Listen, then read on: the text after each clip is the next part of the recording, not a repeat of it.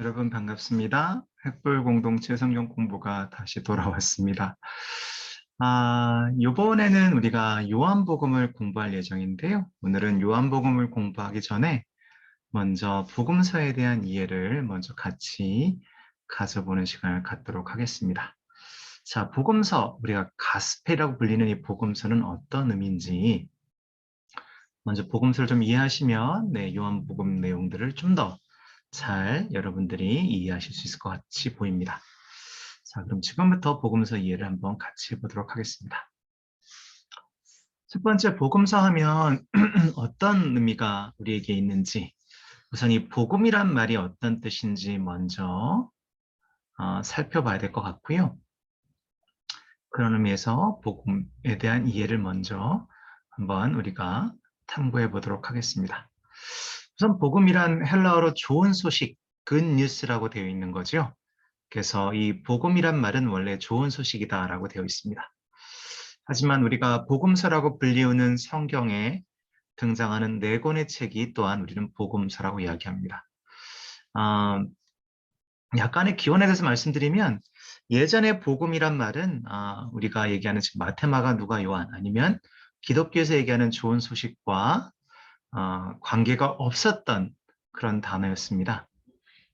우리가 예수께서 이 땅에 오시고 또한 기독교가 유대교에서 이제 분리돼서 하나의 어떤 그런 중심으로 오기 전까지는 복음이란 말은 대체적으로 국가의 경사를 우리가 복음이라고 얘기했습니다. 그래서 예를 들면 뭐 다른 나라와 전쟁에서 이겼을 때 그것이 가스펠이었고요. 그 다음에 뭐 왕족의 탄생이나 아니면 새로운 왕의 등극이라든가 이러한 이제 국가의 경사가 있을 때 보통 그것을 가스펠이라고 쓰다가 이제 예수 그리스도를 통해서 또한 이제 기독교가 성장하면서 이 복음이란 말 자체는 이 개념 자체와 용어 자체는 기독교에 국한되어 사용되기 시작했다라고 보시면 되겠습니다. 그럼 복음에 대한 이야기를 좀 더 말씀드리면 이렇게 될 것 같네요. 우선은 한국말로는 이제 복복사에다 소리음자, 그래서 좋은 복된 소식, 우리가 전해야 될 소식으로 우리에게 알려져 있습니다. 자, 그럼 아까 얘기했던 복음서는 어떤 의미냐? 복음서는 결국은 신약 성경에서 복음서라고 하는 독특한 장르가 이제 나오게 된 거죠. 그래서 여기 보시게 되면 복음서란 독특한 문학의 형태라 얘기할 수 있습니다. 그래서 복음은 좋은 소식이라고 하는 즉 네 권의 책이 예수가 좋은 소식이다. 즉 예수님은 좋은 소식이다라고 얘기하는 거죠. 복음서는 예수의 삶과 가르침에 관한 책으로 구세주가 인류를 죄에서 구원을 하시기 위해서 세상에 온 것을 선포하는 것이 가장 중심되는 내용이라고 여러분들이 보시면 되겠습니다. 좀 더 이 부분을 설명하면 이렇습니다. 복음서는 독특한 문학 장르에 속한다. 그리고 예수 그리스도가 우리에게 보여줬던 가르침에 대해서 설명하고자 하는 것이 바로 이제 복음서 가지고 있는 목적이고요. 복음은 구세주가 오셨다는 것, 이 좋은 소식을 모두에게 알리고 선포해야 한다고 얘기하는 겁니다. 자, 그렇다면 우리가 살펴볼 내용은 바로 복음서는 어떻게 쓰여졌는지 한번 살펴보도록 하겠습니다. 자, 복음서는 무엇인가? 사복음서, 누가 썼나? 재밌는 것은 어느 복음서도 똑같이 쓰여지지 않았습니다. 물론 내용이 겹치는 것들이 있긴 하지만 그럼에도 네 개의 복음서가 각각 다른 관점에서 쓰여진 것처럼 보인다는 겁니다. 자, 그럼 작성 시기를 한번 같이 살펴보도록 하겠습니다. 작성 시기는 처음 우리가 보신 것처럼 마가복음이 가장 먼저 쓰여졌습니다.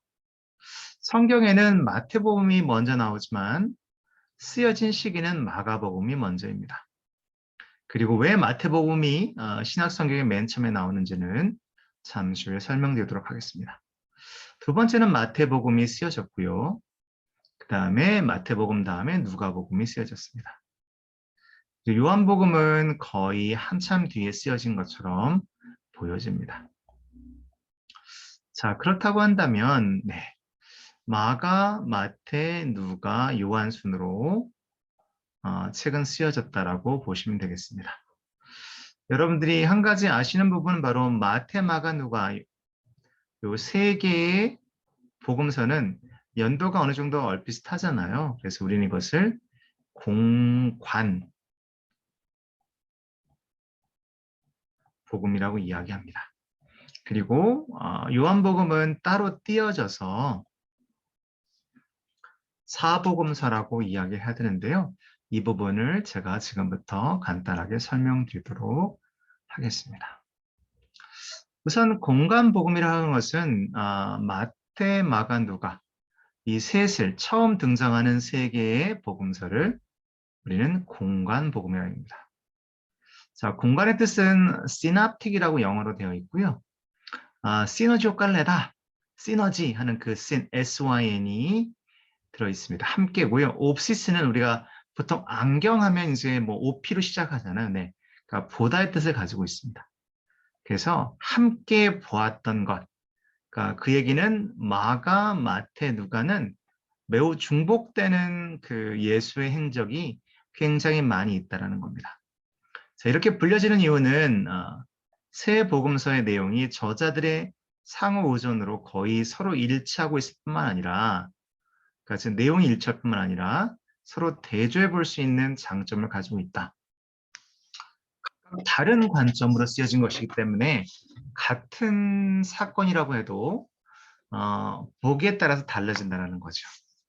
또한 요한복음은 공관복음과 매우 다른 구조와 내용을 가지고 있다. 이 부분 우리가 기억하시면 될 것 같습니다. 자, 그러면 어떻게 이것이 쓰여졌는지 한번 같이 보실까요? 자, 여기 한 가지 여러분들이 상식적으로 아셔야 될 게 하나 있습니다. Q 문헌인데요. 네, Q 문헌. 처음 들어보셨을 수 있어요. 네. Q 문헌은 예수의 어록, 그러니까 다른 것이 아니고 예수께서 하신 말씀. 예전에 우리가 성경책 보면 다 그 빨간색으로 되잖아요. 그 빨간 글씨만 있는 내용을 모아 놓은 것이 바로 Q르 문헌이고요. 자, 그리고 마가복음이 있습니다. 자, 보시면 누가와 마태에서는 이쪽으로 화살표가 이쪽으로든, 네, 이쪽으로든 가 있지 않잖아요. 그 얘기 뭐냐면 마가복음의 내용과 큐 문헌의 내용들이 마태복음과 그 다음에 누가복음에 많이 있다라는 겁니다. 이것을 우리가 논리적으로 생각하게 되면 그렇기 때문에 마가복음이 먼저 쓰여졌다는 겁니다. 보통은 서로 주고받았거나 아니면 우리가 무엇을 쓸 때는 먼저 어떤 것이 쓰여졌는지를 보고 쓰잖아요. 그렇기 때문에 마가복음을 보고 누가나 마태복음도 나중에 같이 보면서 써졌을 가능성이 높다는 거죠. 즉 마태복음의 내용과 누가복음의 내용이 만약에 마가복음에 등장한다고 하면 거의 동시대에 같이 써졌구나 하겠지만 서로 영향받은 것이 아니라 마가복음의 내용들이 누가와 마태복음 또 동시대였던 그 큐 문헌이 등장한 것을 보게 되면 너무 지저분한데 그런 경우로 본다면 누가 보더라도 마가복음이 먼저 쓰여졌다라고 보이는 거죠. 그 다음에 마태복음, 그 다음에 누가복음이 되겠습니다. 자, 그래서 마가복음이 먼저 쓰여졌고요. 그 다음에 누가복음과 마태복음, 아까 얘기한 것처럼 마가복음의 내용과 큐 자료, 즉 예수님의 어록을 모아놨던 큐 문헌을 사용했다라고 될 수 있겠습니다. 반면에 이 큐 문헌, 즉 예수의 어록이 담겨져 있는 이 큐 문헌의 내용이 마가복음에서는 발견되지 않은 것을 보면 거의 동시대에 같이 쓰여졌을 가능성이 높습니다. 자, 그리고 공관복음 이외에 하나의 더 복음이 있죠. 바로 요한복음인데요. 요한복음은 저자를 자기 자신을 뭐라고 불렀냐면 사랑받는 자, beloved disciple이라고 사용했습니다. 그래서 예수의 많은 상징적 행동을 기록하기 위해 여러 일화를 기록한 것이 아니라 독자들로 하여금 그리스도, 즉 기독교 교회의 신비적 일치를 이해하고 참여하도록 쓰여졌다. 다분히 이제 앞의 내용들을 다 보고 난 다음에 마치 신학책처럼 쓰여진 것이 바로 사복음서, 요한복음이 되겠습니다. 자, 복음서의 특징은 4권 책이 이제 우리는 복음서로 불리고요. 여기에 등장하는 내용은 당연히 이거겠죠. 그리스도가 어떻게 오셨으며 그분이 어떠한 삶을 사셨고 어떠한 실질적인 사역을 하셨고 그분의 이 삶과 사역을 통해서 우리에게 주신 가르침이 무엇인지 또 최종적으로 우리의 죄를 위해서 십자가에 죽으시고 죽으신 후에 부활하셨다. 여기까지가 이제 복음서가 다루고 있는 내용들입니다. 그래서 대부분 공간복음이라고 하는 마태, 마가, 누가, 요한은 마태, 마가, 누가는 그들의 책의 3분의 1 정도를 예수 그리스도의 마지막 한 주에 관해 쓰고 있다 본다 한다면 요한복음은 거의 절반 이상을 절반 정도를 예수 그리스도의 죽음에 할애하고 있었습니다. 자, 그러면 하나하나 복음서마다 어떠한 특징이 있는지를 살펴보도록 하겠습니다. 우리는 요한복음을 공부할 텐데요. 혹시라도 이제 나중에 또 마가복음도 할 수 있고 그러니까요. 뭐 마태복음, 누가복음도 그러니까 미리 알아두시는 것은 도움이 될 것 같습니다. 자, 첫 번째 쓰여진 책 뭐라 그랬죠? 마태복음이 아니라 마가복음. 자, 마가복음은 마가라고 하는 인물이 쓰여져서 저자 이름을 따서 마가복음이 됐는데요. 마가복음을 썼던 마가는 사도 베드로의 선교 여행을 함께 떠났던 자라고 알려졌습니다. 마가는 예수님을 직접 보지 못했습니다. 그리고 마가복음은 누구를 대상으로 쓰여진 책이냐면 회심한 이방 기독교인들을 위해 쓰여졌다라고 되어 있습니다. 자, 의도한 바가 이 사람들이 이해할 수 있도록 쓰였다는 것만 기억하셔도 될 것 같습니다. 주제는 예수에게 신실하자. 천국으로 가는 길은 고통을 통해서 가능하다. 고통에 대한 올바른 이해. 고통이 우리의 인격의 형성, 즉 예수 그리스도의 고난을 이해할 수 있도록 도움을 주기도 하고 그래서 어떤 초대교부는 고통은 필요악이다라고 얘기합니다. 우리에게 하나님에 대해서 더 의지할 수 있고 하나님에 대해서 잘 알 수 있도록 도움을 주는 그러한 필요악이 아니냐라고 얘기하는 사람도 있습니다. 자, 그래서 마가복음의 주제는 예수를 뭐라고 했냐면 마가복음의 주제는 예수는 종으로서의 예수, 우리를 섬기기 위해 오셨던 예수에 대한 부분, 종으로서의 예수를 강조하고 있습니다. 기억하시면 좋을 것 같습니다. 마가복음은 약간 드라마 같아요. 그러니까 마가복음을 읽으면 약간 클라이막스도 있고 약간 스토리가 있는 어떤 그런 느낌이라고 보시면 되겠습니다. 자, 종으로서의 예수를 담고 있고요. 두 번째 마태복음은 세리였다가 예수의 제자가 된 마태. 그러니까 즉 마가와 달리 마태는 직접 예수를 보고 자랐던 예수와 함께 사역했던 사람이죠. 여기서는 회심한 유대인들. 여기 약간 힌트가 있습니다. 아까 마가복음은 이방 교도들을 있었다면 마태복음은 유대인들. 그래서 많은 1세기 그 이후에 초대교부들이 성경 66권을 만들 때 아무래도 여전히 1세기 유대인들의 영향력이 컸다고 보여지는 거죠. 그래서 유대인들을 위해 쓰여졌던 마태복음이 기록상으로는 마가복음보다 먼저 쓰여진 것이는 나중에 쓰여졌지만 순서는 마가복음보다 먼저 나온 이유는 아마 유대인들을 위해 쓰여졌던 책이기 때문에 그렇다는 거고요. 또 한 가지는 아마 마태복음 초반에 등장하는 예수 그리스도의 족보에 대한 내용이 등장하는 것이 아마 그렇게 순서를 정한 이유가 되지 않았을까라고 생각이 되어집니다. 자, 마가복음의 주제는 뭐였나요? 예수께 신실하자. 그렇죠? 고통을 필요로 한다라는 부분이 있었죠. 하지만 마태복음의 메시지는 예수는 모든 예언을 성취하신 분으로 얘기하고요. 마태복음은 초반에 등장하는 바로 두 중요한 인물이었던 다윗과 아브라함. 그래서 아브라함은 믿음의 조상, 다윗은 가장 이스라엘의 위대한 왕. 그래서 왕으로서의 예수를 강조하는 것이 바로 마태복음입니다. 아까 마가복음은 종으로서의 예수. 지금 마태복음은 왕으로서의 예수. 지금 각각 관점이 좀 다르다고 얘기할 수 있겠습니다. 세 번째 누가복음은 가장 공부를 많이 했던 이방인 출신인 기독교인인 바로 의사였던 사도 바울의 친구 누가였어요. 또 누가는 아시는 것처럼 바로 사도행전을 썼던 인물이기도 합니다.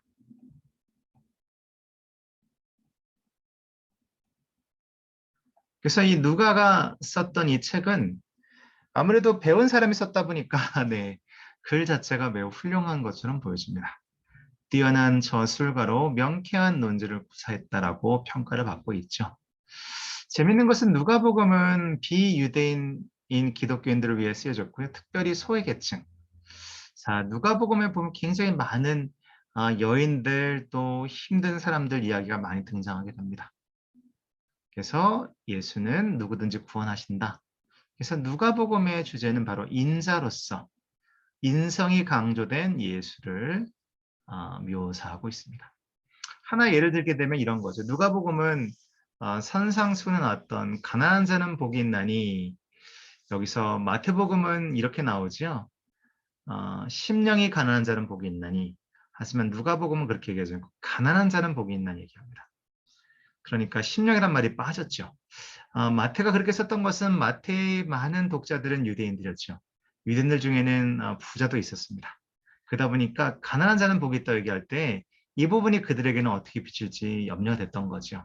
하지만 누가는 아까도 얘기한 좀 소외계층을 위해서 누가복음 보게 되면 아마 여자분들이 어, 또 가장 좋아하는 게 누가복음이 아닐까 생각해요. 왜냐하면 누가복음에 나오는 여자들은 다 예수의 말씀을 잘 이해하고 순종하고 매우 현명하고 똑똑하지만 누가가 비추고 있는 많은 예수의 제자들은 다 멍청해 보입니다.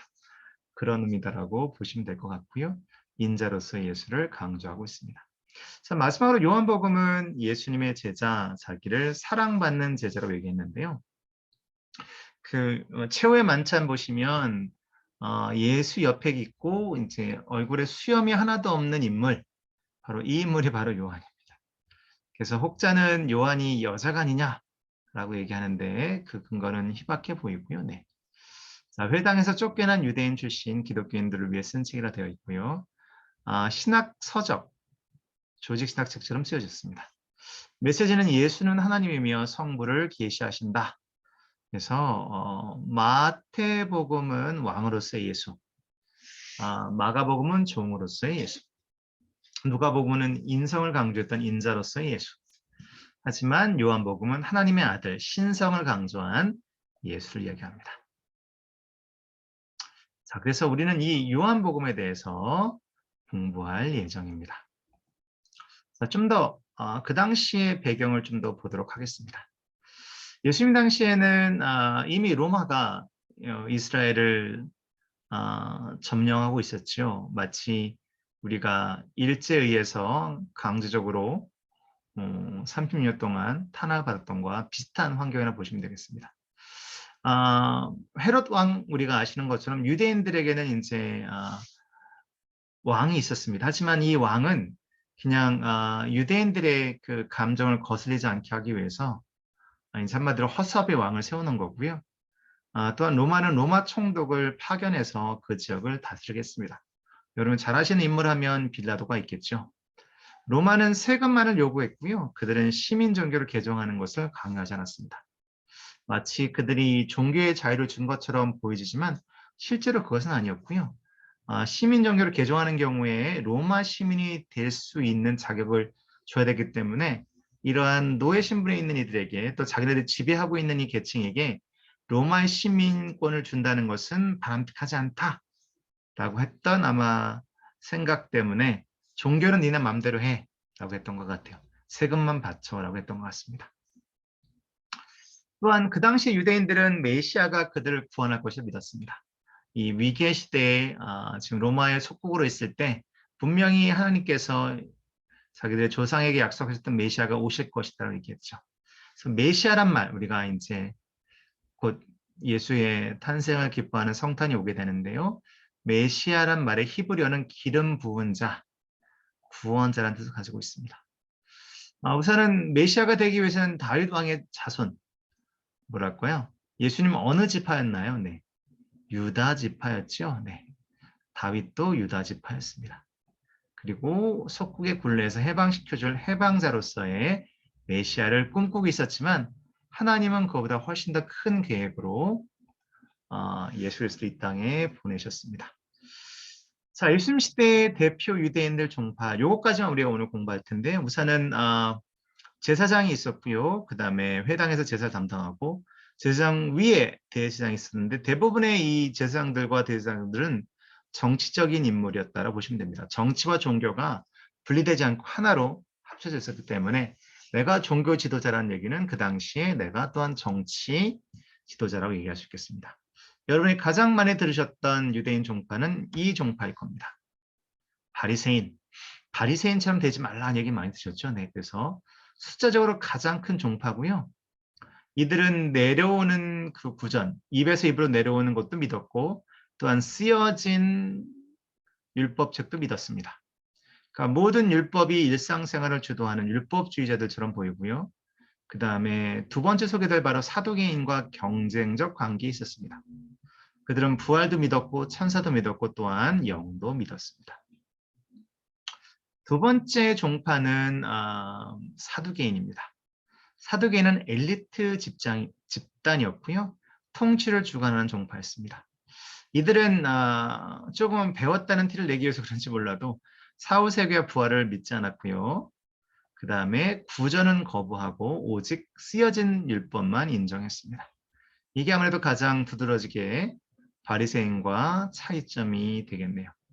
세 번째 종파는 에세네입니다. 에세네는 마치 그 기독교에 보면 수도원 운동을 했던 즉 사막 교우들과 비슷한데요. 사회와 단절한 종파입니다.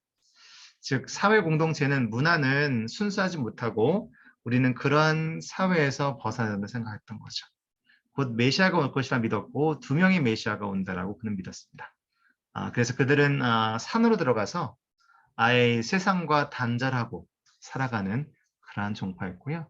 마지막에는 질롯이라고 하는 열심당인데요. 네, 열심당은 이들이 이제 구체적으로 이제 로마 전복을 위해서 로마와 싸웠던 게릴라들이었습니다. 공격적인 정치적 당파였고 대부분 가난한 계층 출신이었고요. 이 그림은 그냥 제가 갖다 쓴 거니까요. 네, 체네반데, 네, 체게바, 쿠바의 혁명을 일으켰던 사람인데요. 자, 열심당, 네, 여러분 예수님이 십자가에 달리시기 전에 재판을 받으셨어요. 그때 재판 가운데 사람들에게 로마 총독이 묻는 날이 나오죠. 예수에게는 아무런 잘못을 발견할 수 없었던 총독이 예수와 바나바 사이에서 누구를 살려주라 물어봤더니 사람들이 예수를 못 박으라고 얘기를 하고 외치죠. 여기에 등장하는 바나바. 이 바나바가 바로 열심당의 가장 사령관이었습니다. 그래서 이 사람은 죽을 수밖에 없었는데 예수께서 그 모든 것을 지금 이제 덮어쓰게 되다 보니까 바나바가 풀려나게 됩니다. 자, 거기에서 이제 여러분들이 약간 이해하시면 될 것 같습니다. 자, 오늘은 여러분이 이제 요한복음을 이해하기 위해서 그 당시 요한복음과 함께 복음서로 분류되는 우리 마태, 마가, 누가 공간복음에 대해서 공부를 했고요. 그 당시의 상황이 어떤지를 살펴봤습니다. 죄송합니다. 그래서 오늘은 이렇게만 하면 될 것 같고요. 다음 주에는 이제 본격적으로 요한복음 1장을 공부하도록 하겠습니다. 자, 이번에 그 요한복음 강해는요. 성경 공부는 필요에 따라서 우리가 한 장 한 장 하는 것이 아니라 조금 한 장 안에서도 중요한 부분들을 좀 다루면서 넘어갈 수도 있을 것 같아요. 그래서 여러분들이 이 성경 공부를 좀 잘 하시고 요한복음을 공부를 잘하면 요한복음은 또한 요한 공동체 문헌이라고 하는 요한복음, 요한 1, 2, 3서, 그 다음 요한계시록까지 연결이 되거든요. 그래서 요한복음을 잘 이해하시면 성경에 있어서, 그러니까 신약 성경에 있어서 매우 중요한 내용들을 많이 여러분들이 잘 이해하실 수 있게 됩니다. 자, 그걸 잘 여러분들이 염두에 두시고 이제부터 시작하는 이 요한복음 성격 공부도 열심히 해주시길 부탁드리겠습니다. 여러분 축복하면 사랑합니다. 우리 다음 주에 요한복음 1장으로 다시 돌아오도록 하겠습니다. 수고하셨습니다.